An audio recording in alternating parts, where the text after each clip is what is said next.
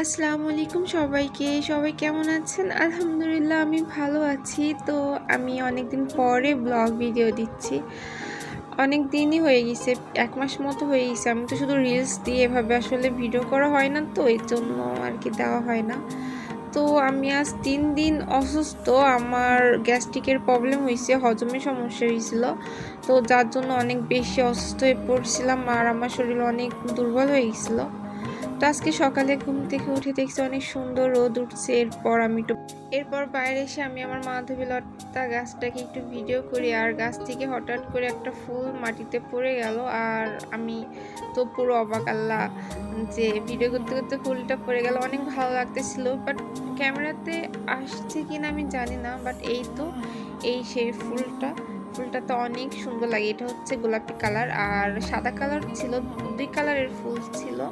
তো গোলাপি কালারের ফুলটা আর কি মাটিতে পড়ে গেছে। তো এটা আর কি আমি তুলে নিলাম। তো ভাবলাম যে এত সুন্দর ফুল মাটিতে পড়ে থাকবে, এটা তো আসলে ভালো দেখাবে না। এটাকে আমি আমার রুমে নিয়ে যাই। তো গাছটাকে অনেক যত্ন করে বড় করছি, যাতে গাছটাতে সুন্দরভাবে ফুল ফুটে। গাছটাতে তো কোনো পাতাই ছিল না। ভাবছিলাম গাছটা হয়তো মারা যাবে, তবে আল্লাহর উপর বিশ্বাস ছিল যে পানি দিতে দিতে একদিন ইনশাআল্লাহ গাছটাতে ফুল ফুটবে। তো দেখেন ফুল ফুটছে আর গাছটা কত বড় হয়ে গেছে।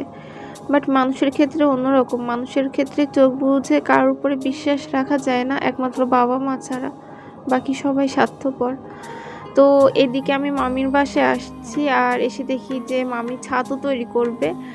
আর ছাতু তো অনেক গ্যাস, কারণ এখানে ছোলা আছে, গম আছে, তারপরে ভুট্টো আছে, আর এগুলোতে একটু গ্যাসের প্রবলেম করে যাদের গ্যাসের সমস্যা আছে।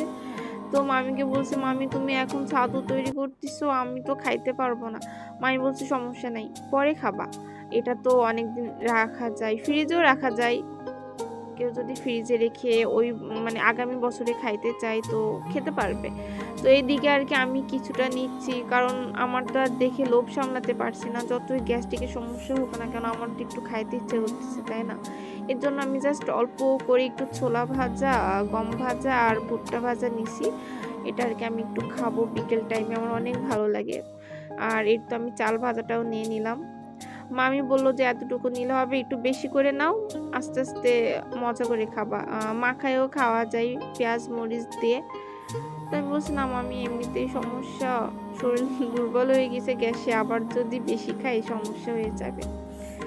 এরপর আম্মু আর কি হচ্ছে আমার জন্য মুরগির গোশ রান্না করতেছে। আমি কিন্তু মাংস বলি না, কারণ মাংস বলাটা আসলে উচিত না, গোশ বলাটাই উচিত। তো যাই হোক, আম্মু চিকেন রান্না করতেছে। তো এটার কালারটা দেখে হয়তোবা সবাই বলবে যে গ্যাস্ট্রিকের সমস্যা, তারপরে আবার এত কালার কেন। এটা আসলেই ঝাল একদমই কম দেওয়া, বাট এই মরিচটা না অনেক বেশি রং লাল করে। আর এটাতে কিন্তু কোনো ঝাল নাই, একদমই আম্মু ১ চামচের মতো জাস্ট দিছে। আর এইটার একটু দিছে কালার হওয়ার জন্য, একদম সাদা সাদা দেখা যাবে, কেমন লাগবে না, এর জন্য আর কি। তো আম্মু এটা আর কি একটু ঝোল ঝোল করবে, কারণ ভুনা বেশি মশলা হয়ে যাবে, তো এর জন্য আম্মু হালকা মশলা দিয়ে একটু পাতলা ঝোল করবে, যাতে আমার কোনো প্রবলেম না হয়। আর আমি তো আজ ৩ দিন ঠিকভাবে ভাতই খাইতে পারতেছি না। তো রান্না করার পরে আম্মু আমাকে খাবার খাওয়াই দিচ্ছিল। আর আমার মুরগির পা খাইতে অনেক ভালো লাগে। এরপর খাওয়ার পর একটু ক্লান্ত লাগতেছিল, আমি শুয়েছিলাম। আর দেখেন আমার হাতের মেহেদিগুলো উঠে যাচ্ছে। মানুষের জীবনটাও এমন, তাই না? কিছু কিছু সময় জীবনের রঙগুলো মুছে যায়, আবার নতুন রং নিয়ে সাজাই। যাই হোক, এইদিকে তো আম্মু হচ্ছে ছোট মাছ রান্না করবে ঝিঙা আর আলু দিয়ে। তো এদিকে আর কি আম্মু হচ্ছে মাছটা লাস্টে দিবে, তো এর জন্য তরকারিটা ভালোভাবে কষাই নিচ্ছে। আর এই দেখেন আমার মাম্মা মামার কাছে আসছে আমাকে দেখতে। সবাই ভালো থাকবেন, আল্লাহ হাফিজ।